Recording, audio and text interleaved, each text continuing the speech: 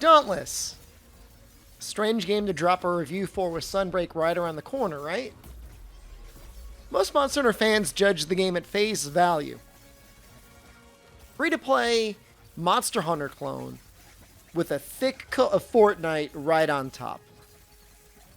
In many ways, they're not wrong. Dauntless is absolutely free-to-play. It's definitely in the extremely rare hunting genre of games that has more or less died out with the Sony Vita. And yeah, from a distance, the game does look like Fortnite. And they're right as well. It's extremely unlikely that most Monster Hunter veterans would pick up Dauntless, exclaim loudly, "My search is over!" and never play Monster Hunter again. That being said, there is something, or at least a couple things, that makes Dauntless pretty unique and an interesting experience to check out. Before we get into the weeds of Dauntless's various systems, paid or otherwise, it's worth talking about the specific take on the hunting genre that it has.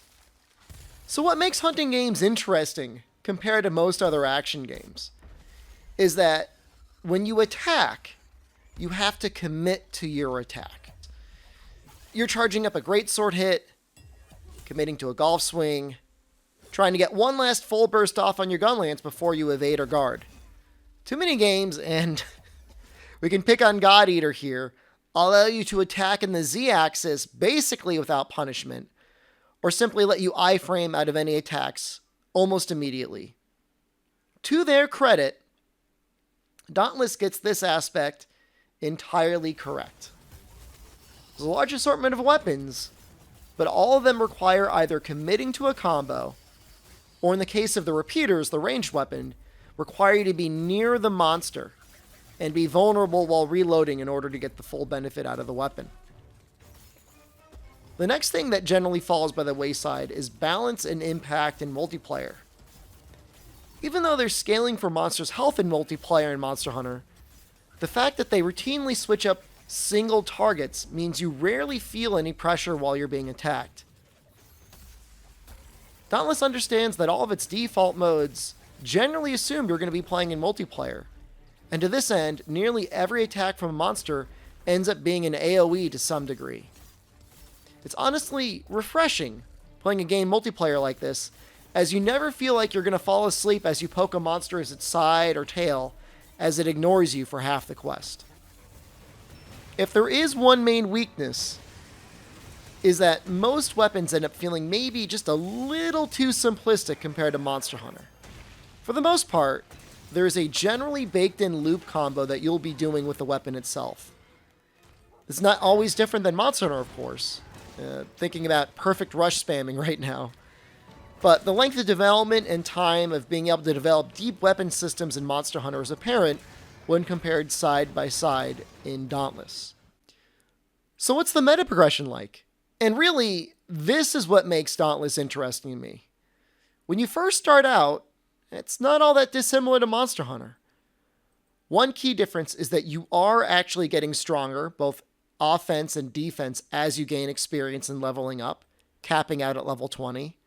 But even still, early on especially, you'll be taking your time hunting behemoths for their parts, making elemental weapons to count the things that you're hunting the most often, which are always a good choice for once. Eventually, whether you intended to or not, you'll end up hitting level 20 on a weapon. You know how everyone dropped base rise so quickly? You know, you got to the end of that power treadmill for equipment, found a talisman that was okay, made your Nargacuga weapon and moved on? What if that treadmill went for several thousand miles? Reaching the absolute min-max level in Dauntless means getting every one of the 7 weapon types to level 20, 10 times each. They've adapted the concept of prestige from some other games to the meta progression, with consecutive resets of your weapons providing permanent buffs across all weapons. As a bonus, you also get a discount on an item that allows you to power up weapons and equipment. One of the main issues in Monster Hunter is that seeking for one perfect weapon across all monster types, generally just one raw weapon. In Dauntless, counter-elemental weapons are just inherently better than neutral ones, as they all have the same raw power, once maxed out. Using these items for prestiging, you can power up everything to the max level. So it's not even just a matter of finding the best weapon in each category either, as min-max will have also certain builds slightly better tuned than others depending on the monster. For instance, whether one monster is going to be KO'd a lot, or one monster is going to need better evasion, or so on and so forth. Alright, so with the main gameplay discussion out of the way, let's talk a little bit about the elephant in the room. Dauntless is free to play, but we all know that doesn't mean they want at least a little bit of money out of you. The one thing you'll be reminded about regularly is the Battle Pass in the game. Battle Passes in general are always optional in these sort of games, but they certainly help trigger dopamine releases by giving you additional currency to use and speeding progression along with other rewards.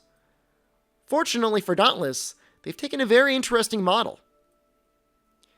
Every premium Battle Pass returns back to it 950 platinum, which is the premium currency, which is subsequently enough to purchase the next Battle Pass that's released. Not only that, but if you're hardcore at never spend, you could, in theory, unlock enough platinum to simply start buying the Battle Passes off of the free track. To that end, there's nothing on the premium Battle Pass other than the cosmetic transmog stones that can't just be earned in-game. Oddly enough, if you stick it out in the endgame area, the amount of gold and experience you get from the Battle Pass almost seems unnecessary. So, what is there really to spend money on? Well, ultimately, it's cosmetics. In the long-ranging debate of what type of monetization is okay in free-to-play games, guaranteed, non-loot box cosmetics that you spend money on seems to be the closest to morally acceptable for most people.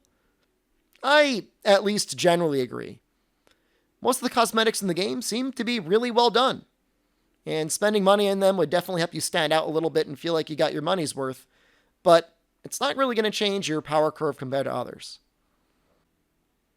Let's say you're a mega whale, and you just want to start spending money on anything that you can. Well, if you're willing to spend around $5 a month, you can get a Slayers Club membership, which will help slightly shorten some grinds and get you some additional rewards for the rotating free cosmetics that are available. Really big mega whales can start spending a ton of money on in-game potions, but money's really not that hard to acquire at the end game, and in general, these potions are really not used in combat at all, at least normally. Trying to get to the top 100 in the leaderboards? Okay, you're going to be using potions then, but even still, these can be bought with gold or even outright just crafted by looking around in the normal areas. Honestly, there's still a lot more I'd like to get into, but I'm not looking to make a 10-hour Dauntless review. We really are right on the heels of the next big Monster Hunter expansion, one that promises to continue adding content even into the next year. But until that next big title update, you feel like you've finished all the content you've wanted to do in Sunbreak? Maybe check out Dauntless. It's free, and it really is one of the few remaining actively developed hunting genre games that exists. Alright, until next time, this is Shepard saying good luck, and have a good hunt.